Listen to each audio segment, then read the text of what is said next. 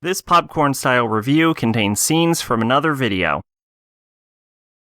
Record of Grancrest War is an anime about a war between two countries, but then the children of the leaders of these two countries fall in love with each other and decide to get married, and that was going to put an end to the war.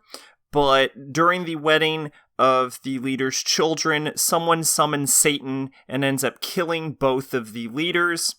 And then the whole wedding gets called off and the war resumes, and it's up to both countries to decide who their new leaders are going to be. Meanwhile, the mage that said that, hey, I feel like someone's about to murder both of you to the leaders during the wedding, that everyone just completely ignored until it was too late, is on her way to work for a perverted nobleman when she stumbles upon a guy who tries to protect her from bandits on the road, and she's like, fuck it, I ain't got anything better to do, I'm gonna make you emperor.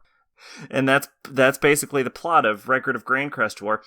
It was based off of a novel, and it really shows, because although Grancrest has a lot of issues as a series, I think a lot of them, and I'm just guessing because I haven't read the actual novels, but I'm thinking most of them can probably be just chopped up to a failure in adaptation, because a novel can spend so much more time fleshing out the characters and explaining its setting and getting into the, political depths and the military tactics, all of which are the problems that Grancrest had, that an anime cannot do, or at least it can, but not on the 24 episodes that this anime had.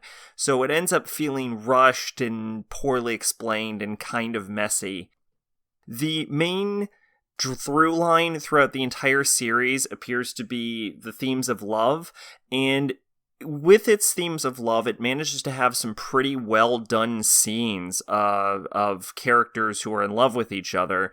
But because of some of the issues I mentioned, the main characters' romantic interests in each other are honestly not very interesting. And I think part of that also has to do with the fact that the main male protagonist is simply not an interesting character at all. He is the most bog standard cardboard cutout of a protagonist you have ever fucking seen.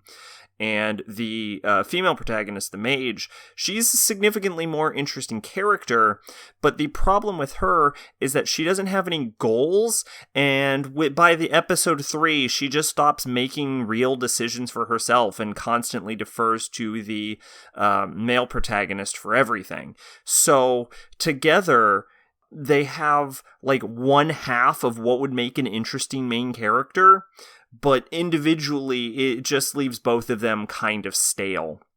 And the fact that she starts deferring to him past episode 3 for everything, it becomes another issue, because at first, she's basically manipulating him from behind the scenes, installing him as a puppet leader, and then controlling the war from her own seat, but then, someone calls her out on it, and she's like, I guess I'll just let him do everything now. So I feel like the series would have been a lot more interesting if she was just fucking controlling him throughout the entire series, and he more organically learned to take control and, show some backbone in his position. But no, that doesn't happen. Anyway, Grancrest was okay, but I feel like it was really held back by its adaptation. Although I don't know, maybe the novel was terrible. I never fucking read it. Twitch and Discord in the description. I've been Sacrobolic, your envoy of hope. Bye-bye.